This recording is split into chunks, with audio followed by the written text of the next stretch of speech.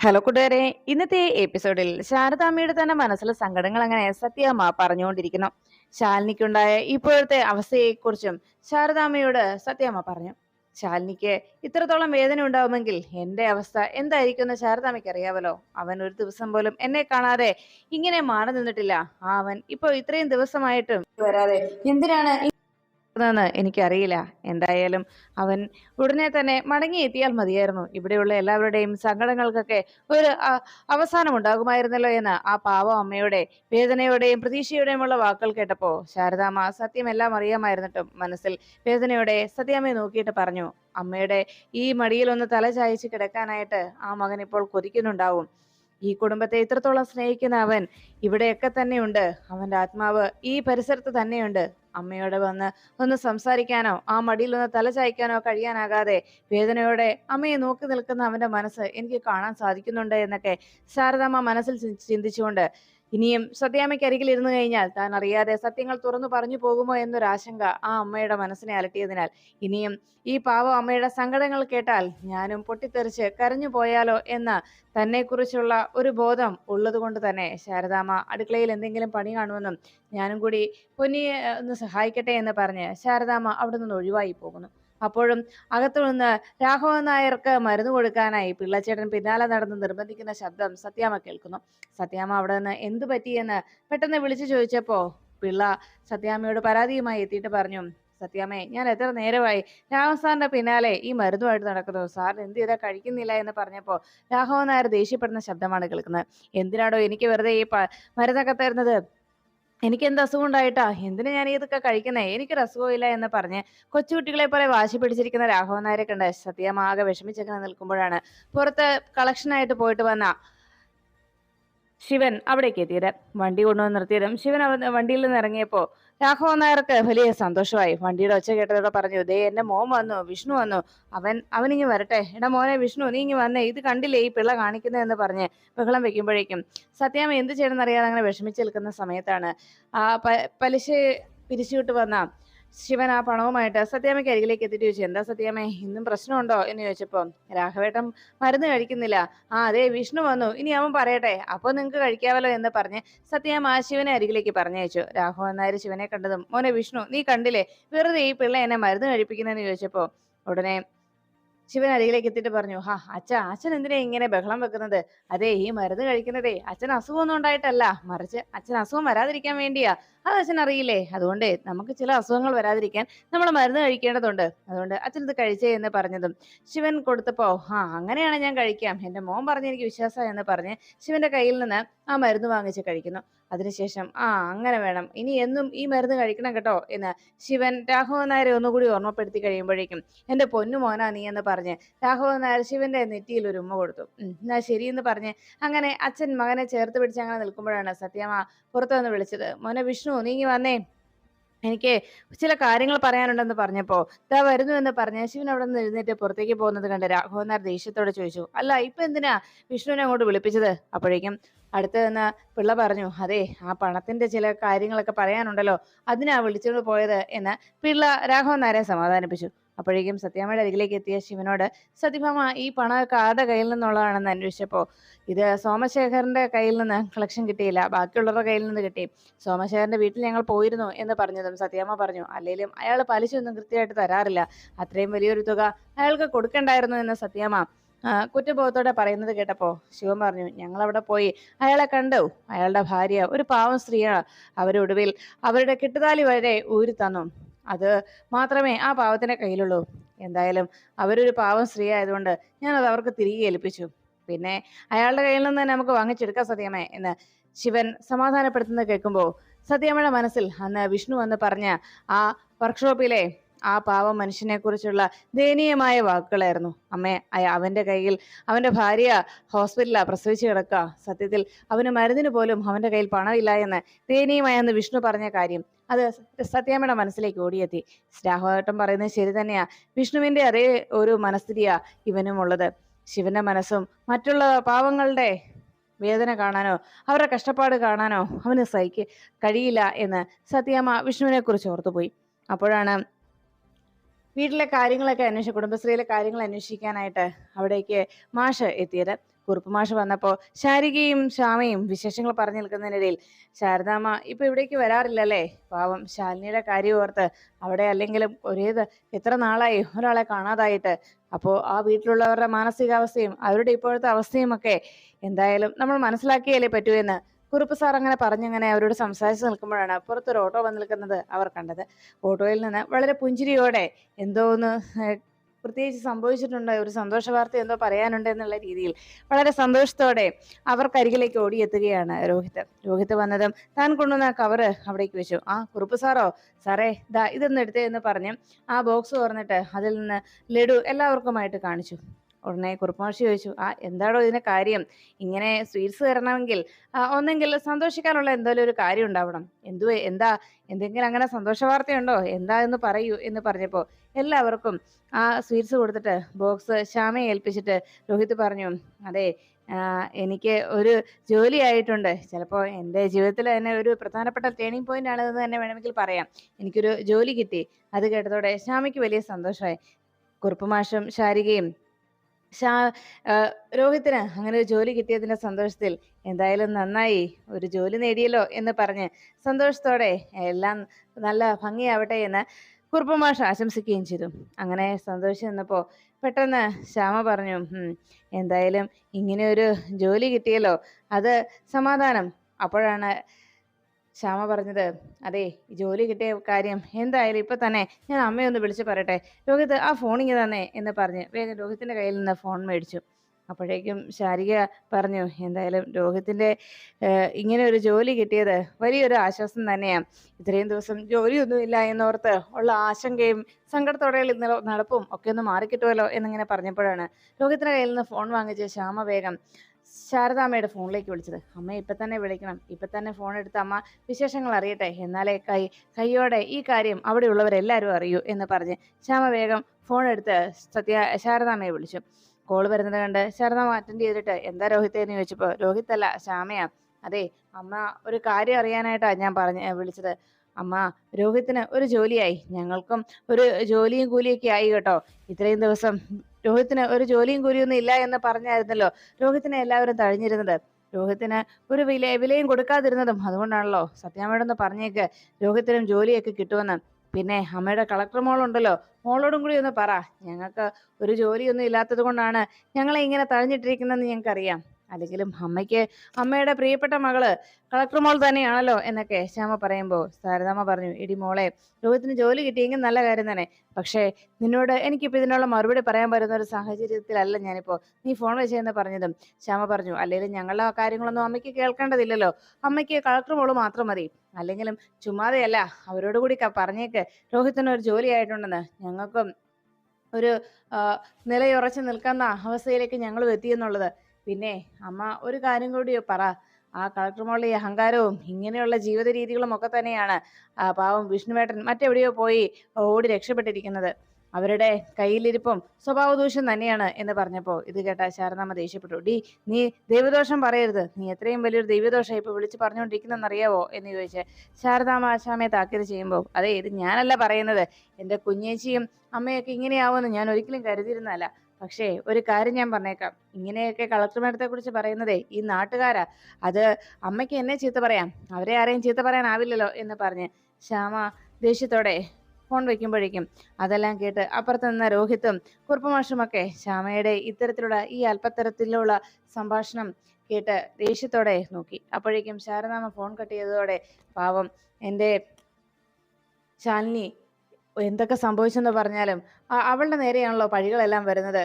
ഈ സത്യം അറിയാതെ എൻ്റെ കുഞ്ഞാണല്ലോ പഴിയെല്ലാം ഏൽക്കേണ്ടി വരുന്നത് എൻ്റെ ദേവിയെ എന്ന് സങ്കടത്തോടെ ശാരദാമ്മ ദേവിയോട് പരാതി പറഞ്ഞു നിൽക്കുമ്പോൾ രാഘവൻ നായർ ചെടികൾ നനയ്ക്കാനായിട്ട് വയ്യാത്ത ആ കയ്യിൽ ഒരു ബക്കറ്റ് വെള്ളവും എടുത്ത് ഏന്തി വരുന്നത് പുറത്തു പോയിട്ട് മടങ്ങിയെത്തിയ പിള്ളച്ചേട്ടൻ കാണാനിടയായി. ഉടനെ പിള്ളച്ചേട്ടൻ അരികിലേക്ക് വന്നിട്ട് ചോദിച്ചു, എന്തിനാ സാറേ ഈ വെള്ളമൊക്കെ എടുത്തോണ്ട് വന്നത് ഈ വയ്യാത്ത കൈയും കൊണ്ട് എന്ന് ചോദിച്ചപ്പോൾ ഉടനെ പിള്ളയോട് ദേഷ്യത്തോടെ പറയുകയാണ് രാഘവൻ നായർ, അതെ താനിങ്ങനെ നടന്നോ, കണ്ടില്ലേ ആ ചെടികളൊക്കെ ആകെ വാടിക്കരിഞ്ഞ് നിൽക്കുന്നത്. അവയ്ക്കൊരിറ്റ് വെള്ളം കൊടുക്കണ്ടേ എന്ന് പറഞ്ഞപ്പോഴാണ് പിള്ള ചോദിച്ചത്, അതിപ്പോ വെള്ളം വരുന്ന നേരത്ത് അതിന് വെള്ളം കൊടുക്കാവല്ലോ സാറേ എന്ന് ചോദിച്ചു. അത് കേട്ടതോടെ രാഘവൻ നായർ ദേഷ്യത്തോടെ പിള്ളയോട് പറഞ്ഞു, എടോ, താൻ ഉച്ചയ്ക്ക് കഴിക്കേണ്ട ഭക്ഷണം ഇപ്പൊ കഴിക്കേണ്ടെന്ന് ഞാൻ പറഞ്ഞിട്ട് തനിക്ക് ഒരു 6 മണി 7 മണിയാകുമ്പോൾ ഭക്ഷണം തന്നാൽ മതിയോടോ എന്ന് ചോദിച്ചപ്പോൾ, അതെനിക്ക് പറ്റത്തില്ല, എനിക്ക് ഗ്യാസ് കയറും എന്നായി കുറുപ്പിന്റെ മറുപടി, പിള്ളയുടെ മറുപടി. അപ്പോഴേക്കും രാഘവൻ നായർ പറഞ്ഞു, അപ്പൊ തനിക്ക് കൃത്യസമയത്തൊക്കെ വേണം, അവറ്റകൾക്കും അങ്ങനെയൊക്കെയാടോ. പിന്നെ എന്റെ വിഷ്ണുവിനെ ഇഷ്ടപ്പെട്ട കുറെ ചെടികളുണ്ട് ഈ കൂട്ടത്തില്, അറിയാവോ? അത് കേട്ടതും പിള്ള പറഞ്ഞു, അങ്ങനെയാണെങ്കിലേ സാർ ആ വെള്ളം ഇങ്ങനെ ഞാൻ ഒഴിച്ചോളാം എന്ന് പറഞ്ഞ് ആ ബക്കറ്റിലെ വെള്ളം എടുത്ത് കുറുപ്പ് പിള്ള അത് ചെടികൾക്ക് ഒഴിക്കാൻ തുടങ്ങുമ്പോൾ രാഘവനാരി ചോദിച്ചു, അത് ശരി, അപ്പൊ താനാള് കൊള്ളാവല്ലോ, ഞാൻ എടുത്തോണ്ട് വന്ന ഈ വെള്ളം എടുത്ത് ഒഴിക്കാൻ പോവല്ലേ എന്ന് ചോദിച്ചപ്പോ, പിന്നല്ലാതെ സാറ് ചെടികൾക്ക് ഒഴിക്കാൻ കൊണ്ടുവന്നതല്ലേ എന്ന് ചോദിച്ചപ്പോ രാഘവനാരി ചോദിച്ചു, കൊള്ളാം, ഞാൻ ഈ വയ്യാത്ത കയ്യും വെച്ച് ഒരു വിധത്തി അവിടെ നിന്ന് എടുത്തോണ്ട് വന്ന ഈ ബക്കറ്റിലെ വെള്ളം തന്നെ വേണം തനിക്ക് എടുത്തിപ്പോ ഒഴിക്കാനല്ലേ എന്ന് ചോദിച്ചപ്പോ, അയ്യോ, ഇതൊരു വല്ലാത്തൊരവസ്ഥ തന്നെ, അതെ, ഞാൻ ഈ വെള്ളവും ബക്കറ്റും ഇതാ ഇവിടെ വെച്ചിരിക്കുന്നു എന്ന് പറഞ്ഞു. ഉടനെ രാഘവൻ നായർ പറഞ്ഞു, വിഷ്ണു ഇങ്ങ് വരട്ടെ, എടോ, എന്റെ കൈക്കും കാലിനും ഒക്കെ വല്ലാത്തൊരു വേദനയുണ്ട്, എന്തായാലും അവൻ വന്നിട്ട് കുഴമ്പിട്ട് കൈയും കാലും ഒന്ന് തിരുമ്മി തരുമ്പോ വല്ലാത്തൊരു ഉണർവാ, അറിയാവോ എന്ന് ചോദിച്ചു. അത് കേട്ടതോടെ പിള്ള പറഞ്ഞു, ഇപ്പൊ എനിക്ക് കാര്യം മനസ്സിലായി, ഇപ്പൊ ഈ വെള്ളമൊക്കെ എടുത്തോണ്ട് വന്നതിന്റെ കാരണം വിഷ്ണു കുഞ്ഞിനെ കൊണ്ട് ഈ കുഴമ്പൊക്കെ ഇട്ട് തിരുമിക്കുന്ന ആ ഒരു ഉദ്ദേശം മനസ്സിലുണ്ട്, അതിനുവേണ്ടി കാണിച്ചു കൂട്ടിയതാണ് ഈ വേലത്തരമൊക്കെ അല്ലേ എന്ന് ചോദിച്ചപ്പോ രാഘവൻ നായർ പറഞ്ഞു, കൊള്ളാം, താൻ തന്നെ പോയി വെള്ളം എടുത്തോണ്ട് വന്നിട്ട് ഇതിനെയൊക്കെ അങ്ങ് നനച്ചാൽ മതി എന്ന് പറഞ്ഞത്. ആയിക്കോട്ടെ, ഞാൻ തന്നെ പോയി എടുത്തോളാം, ഇവിടെ ചീര നനയുമ്പോ ഈ വാഴ നനയുമ്പോ ഇവിടെ ഒരല്പം ചീരയും കൂടി നനഞ്ഞു പൊക്കോട്ടെ എന്താ എന്ന് പറഞ്ഞ് പിള്ള സംസാരിക്കുമ്പോൾ രാഘവൻ നായർ പാഴ പിടിച്ചങ്ങനെ നിൽക്കുന്നു. അപ്പോഴാണ് ചന്ദ്രയെ കാണാത്തതിന്റെ ടെൻഷനില്ല, അങ്ങനെ വഴിക്കണ്ണുമായിട്ട് നിൽക്കുകയാണ് നിർമ്മല. മാണിക്കോത്തെ ഗേറ്റ് തുറന്ന് ഒരു വണ്ടി അകത്തേക്ക് വരുന്ന കണ്ട് വളരെ പ്രതീക്ഷയോടെ അങ്ങനെ കണ്ണുനീരുമായിട്ട് നിർമ്മല നോക്കുമ്പോൾ കാറിൽ നിന്ന് ഇറങ്ങി വന്ന മഹേന്ദ്രൻ ചോദിച്ചു, എന്തു പറ്റി, നിന്റെ കുമ്പളങ്ങാട്ടെ കൊച്ചമ്മ മരണപ്പെട്ടോ? അല്ലേലും ഞാൻ വിചാരിച്ചു കഴിഞ്ഞ ദിവസം അവര് ഹോസ്പിറ്റലാണെന്ന് പറഞ്ഞപ്പോഴേക്കും ഉടനെ തന്നെ അവരുടെ കാറ്റ് പോകുമെന്ന്, അതെന്തായാലും നന്നായി എന്ന് പറഞ്ഞതും എന്റെ മഹിയേട്ട അതല്ല എന്ന് പറഞ്ഞ് പിന്നാലെ നിർമ്മല ഓടിച്ചെല്ലുന്നു. ഹാളിലേക്ക് എന്നതും മഹേന്ദ്രൻ അവിടെ സെറ്റിയിൽ ഇരുന്നിട്ട് ചോദിച്ചു, എന്നിട്ട് എന്തായി, എങ്ങനെയാ കാര്യങ്ങള് എന്നൊക്കെ ചോദിച്ചപ്പോ അടുത്തേക്ക് നിന്ന് നിർമ്മല പറഞ്ഞു, അതെ, എന്റെ കുമ്പളങ്ങാട്ടെ കൊച്ചമ്മയ്ക്ക് എന്തെങ്കിലും സംഭവിച്ചാലേ അത് കൈകാര്യം ചെയ്യാനായിട്ട് അവർക്ക് നല്ല തണ്ടും ആരോഗ്യമുള്ള തടിമാടന്മാരായിട്ട് ഉള്ള 2 ആൺമക്കളുണ്ട്. എന്നാലേ ഇത് ഞാൻ അതിനല്ല കരഞ്ഞത്, ഞാൻ സങ്കടപ്പെട്ട് നിൽക്കുന്നതേ എന്റെ മോള് ചന്ദ്രയെ കാണാത്തത് കൊണ്ടാണ്.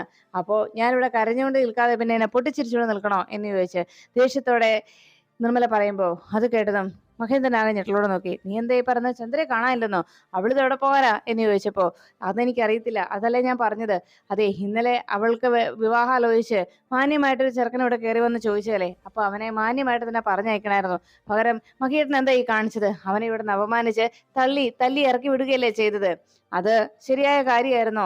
എന്തായാലും എന്റെ മോള് അവൾ എവിടെ പോയെന്ന് എനിക്കറിയില്ല, ഇനി എന്താ അവൾക്ക് സംഭവിച്ചെന്ന് എനിക്കറിയില്ല എന്ന് പറഞ്ഞ് സങ്കടപ്പെട്ട് നിർമ്മല ബഹളം വെക്കുമ്പോഴേക്കും ഉടനെ തന്നെ മഹേന്ദ്രൻ സ്വാമിയെ വിളിച്ചു. സ്വാമി, എന്താണോ ഇപ്പൊ ചെയ്യേണ്ടത് എന്ന് ചോദിച്ചപ്പോ, അല്ല, ഇനിയിപ്പോ വല്ല കൂട്ടുകാരിമാരുടെ വീട്ടിൽ വല്ലതും പോയിരിക്കുകയാണെങ്കിലോ എന്ന് സംശയത്തോടെ സ്വാമി പറയുമ്പോൾ നിർമ്മല പറഞ്ഞു, ഞാൻ അവളുടെ കൂട്ടുകാരി വരെ എല്ലാം വിളിച്ചു നോക്കി, പക്ഷെ അവരാരും അവൾ ചെന്നിട്ടില്ലെന്നാണ് എന്നോട് പറഞ്ഞിരിക്കുന്നത്. ഇനിയിപ്പോ എന്റെ മോൾ എവിടെ പോയതാണോവാ, എന്തായാലും മോനെയും മോളെയും ഒന്നും ഇപ്പൊ മഹിയേട്ടന് വേണ്ട, എനിക്ക് എന്റെ മക്കളെ വേണം, എനിക്ക് എങ്ങനെ എന്റെ മോളെ കണ്ടെത്തണം എന്ന് പറഞ്ഞ് ബഹളം വെക്കുമ്പോഴേക്കും മഹേന്ദ്രൻ പറഞ്ഞു, എന്തായാലും ശരി, വാ സ്വാമി, നമുക്ക് പോയി നോക്കാം. ഓരോ മക്കളിങ്ങനെ ഓരോ പൊല്ലാപ്പുണ്ടാക്കി വെക്കുമ്പോ അച്ഛന്മാർക്ക് അതിന്റെ പിന്നാലെ പോകാതിരിക്കാനാവില്ലല്ലോ.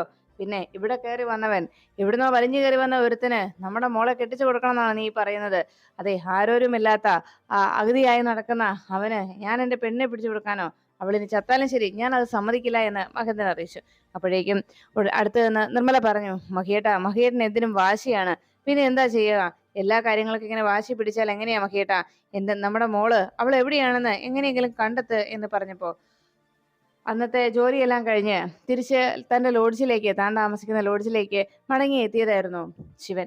അപ്പോഴേക്കും ഈ വന്ന് റിസപ്ഷനിസ്റ്റോട് ചോദിക്കുമ്പോഴേക്കും അവിടെ നിന്ന് റിസപ്ഷനിസ്റ്റ് പറഞ്ഞു, സാറിനെ കാത്ത് ഇത് അവിടെ 2 ഗസ്റ്റുകളുണ്ട് എന്ന്.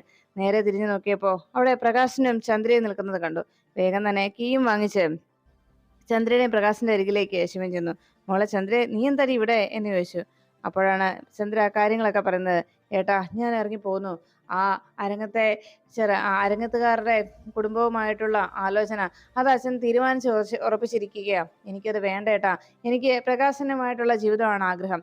ഞാൻ ഏട്ടനോട് കാര്യങ്ങൾ പറഞ്ഞതല്ലേ. ഇതാണ് പ്രകാശ് എന്ന് പറഞ്ഞു. പ്രകാശ് മാന്യമായി വീട്ടിൽ വന്ന് വിവാഹാലോചന നടത്തി. പക്ഷെ അച്ഛൻ പ്രകാശിനെ അപമാനിച്ചയക്കുകയാണ് ചെയ്തത്. ഏട്ടൻ ഞങ്ങളെ കൈവിടല്ലേ, ഞങ്ങളെ രക്ഷിക്കണം എന്ന് പറഞ്ഞ് പ്രകാശിന്റെ കൂടെ ജീവിക്കാനായിട്ടാണ് ഞാൻ വീട് വിട്ടിറങ്ങി പോകുന്നതെന്ന് പറഞ്ഞ് ചന്ദ്ര ശിവന്റെ കാല് പിടിച്ച് കരഞ്ഞു. ഉടനെ ശിവൻ ചന്ദ്രയെ പിടിച്ച് എഴുന്നേൽപ്പിച്ചിട്ട് പറഞ്ഞു, എടി മോളെ, നിങ്ങളൊക്കെ എന്ത് മണ്ടത്തരാടി കാണിച്ചത്. എങ്കിലും ഇങ്ങനെ ചെയ്യാൻ പാടുണ്ടായിരുന്നോ? നിങ്ങളെ എങ്ങാനും എവിടെയെങ്കിലും പുറത്തെവിടെയെങ്കിലും കണ്ടാണ്ടല്ലോ അച്ഛൻ ആ നിമിഷം രണ്ടിനും തീർക്കും. ഇതിനോടകം തന്നെ നിങ്ങളെ അന്വേഷിച്ച് അച്ഛൻ പരക്കം പാഞ്ഞിട്ടുണ്ടാവും. അച്ഛന്റെ ആളുകൾ ഈ സിറ്റി മുഴുവൻ നടക്കുന്നുണ്ടാവും എന്ന് പറഞ്ഞപ്പോ ചന്ദ്ര പറഞ്ഞു, ഏട്ടാ ഞാൻ എന്താ ചെയ്യുന്നത്? അച്ഛൻ്റെ അടുത്ത് വന്ന് മാന്യമായിട്ട് പ്രകാശ് വിവാഹാലോചന നടത്തി. പക്ഷെ അച്ഛൻ അപമാനിച്ചയക്കുക ചെയ്ത് എന്ന് പറഞ്ഞു. പ്രകാശിന്റെ അരികിലേക്ക് എത്തിയ ശിവൻ ചോദിച്ചു, പ്രകാശെ, നിങ്ങൾ എന്ത് ബുദ്ധിമോശ കാണിച്ചെന്നറിയാവോ എന്ന് ചോദിച്ചപ്പോൾ പ്രകാശ് പറഞ്ഞു, ശിവേട്ടാ, ഞാൻ എന്ത് ചെയ്യാൻ പറ്റും?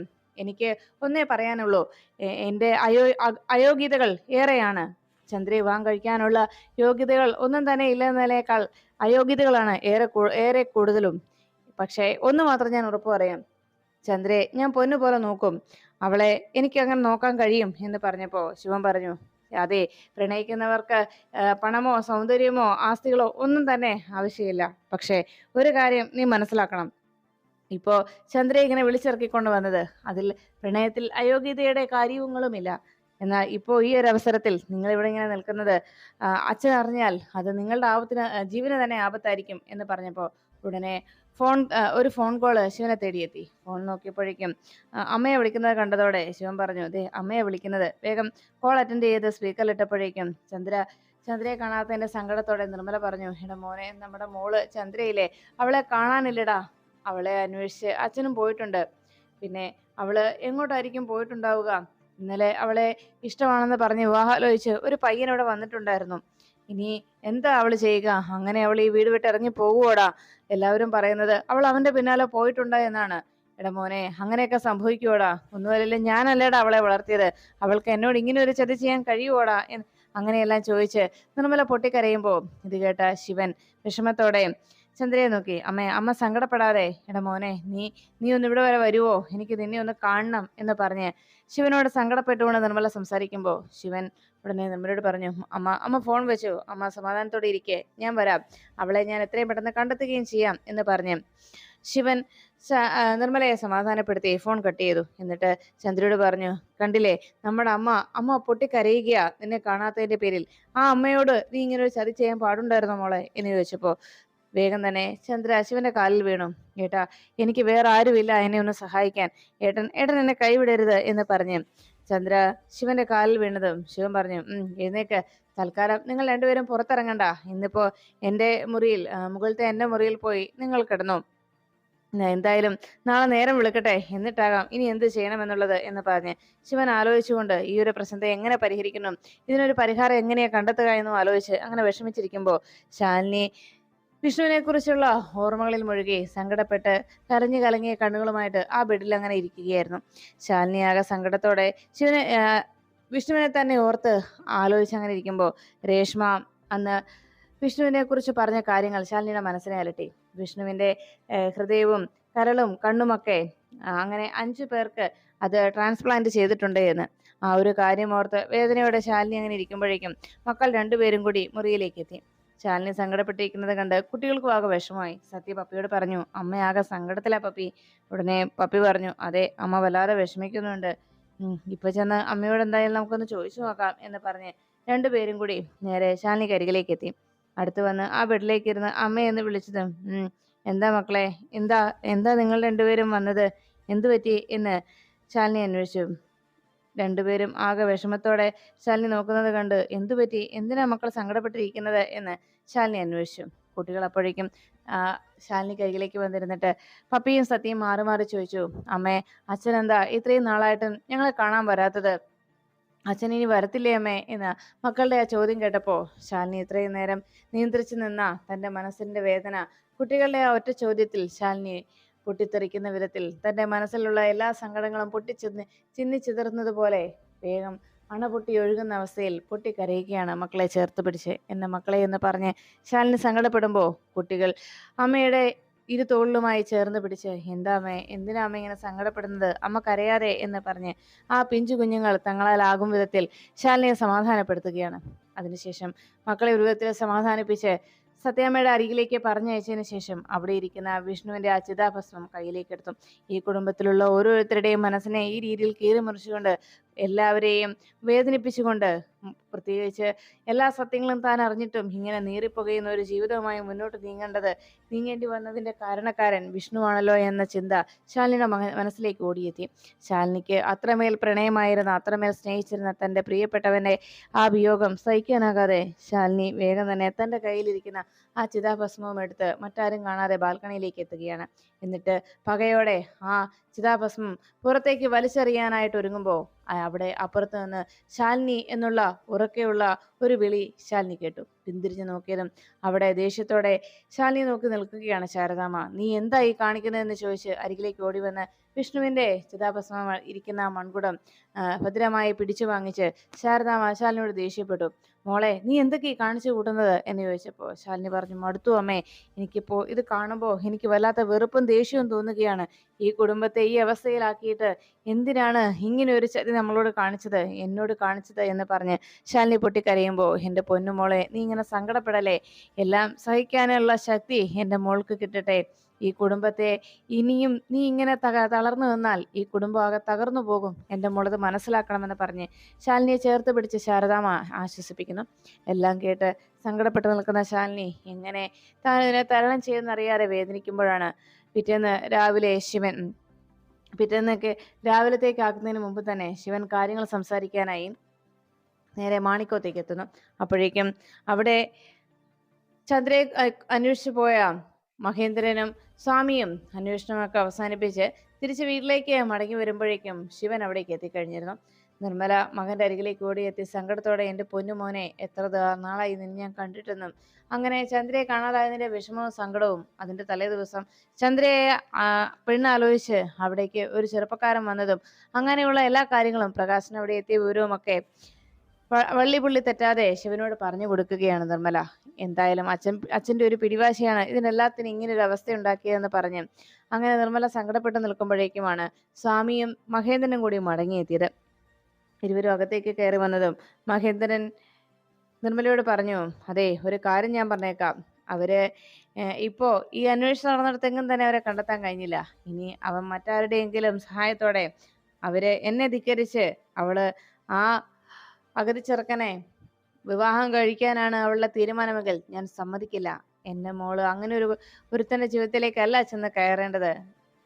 അതുപോലൊരു സാഹചര്യത്തിലല്ല അവൾ ജീവിക്കേണ്ടത്. പണവും പ്രതാപവും പ്രശസ്തിയും ഒക്കെയുള്ള ഈ കുടുംബത്തിൽ നിന്ന് അവൾ അത്തരത്തിലൊരു അവസ്ഥയിലേക്ക് പോകാൻ ഞാൻ അനുവദിക്കില്ല. എൻ്റെ മോളെ ഞാൻ അതിന് അനുവദിക്കില്ല. അങ്ങനെ എങ്ങാനും സംഭവിച്ചാൽ എന്നെ ധിക്കരിച്ചുകൊണ്ട് അവന്റെ പിന്നാലെ പോയി അവനുമായി ജീവിക്കണമെന്നാണ് അവളുടെ തീരുമാനമെങ്കിൽ രണ്ടിനെയും എൻ്റെ കൺമുന്നിൽ കണ്ടാൽ ആ നിമിഷം ഞാൻ രണ്ടിനെയും വെടിവെച്ച് കൊല്ലും. ഇനി അതിന് എതിർപ്പുമായിട്ട് വരുന്നത് ഇനി അമ്മയാണ്, അല്ല മകനാണ്, ആരാണെങ്കിലും ശരി, എതിർപ്പുമായി വരുന്നവരെ ഞാൻ ആദ്യം വീഴ്ത്തും. അത് മറക്കണ്ട. എൻ്റെ കൈകൾ ഒന്നിനും വിറയ്ക്കുകയുമില്ല. വെടിവെക്കുമെന്ന് പറഞ്ഞാൽ തീർച്ചയായിട്ടും വെച്ചിരിക്കുമെന്ന് മഹേന്ദ്രൻ എല്ലാവർക്കും ഒരു ഭീഷണി ഉയർത്തുമ്പോൾ അത് കേട്ട് അച്ഛനെ പറഞ്ഞ് മനസ്സിലാക്കാൻ വന്ന ശിവൻ തൽക്കാലം അവർ തൻ്റെ ഒപ്പമുണ്ട് എന്നുള്ള സത്യം അവരെ അറിയിക്കാതിരിക്കുന്നതാണ് ഭംഗിയെന്നും അതായിരിക്കും ഭേദമെന്നും മനസ്സിലുറപ്പിച്ചുകൊണ്ട് ശിവൻ അമ്മയോട് യാത്ര പറഞ്ഞ് അവിടെ നിന്ന് ഇറങ്ങുന്നതിനോടൊപ്പം അമ്മയ്ക്ക് ഒരു സൂചന കൂടി ശിവൻ നൽകി. അമ്മ പേടിക്കണ്ട ചന്ദ്ര, ഭദ്രമായിട്ട് എനിക്ക് പരിചയമുള്ളിടത്തുണ്ട്. അമ്മ ഒന്നുകൊണ്ട് സങ്കടപ്പെടണ്ട എന്ന് മാത്രം ശിവൻ അമ്മയെ ആശ്വസിപ്പിച്ചിട്ട് വണ്ടിയും എടുത്ത് അവിടെ നിന്ന് ഇറങ്ങുന്നു.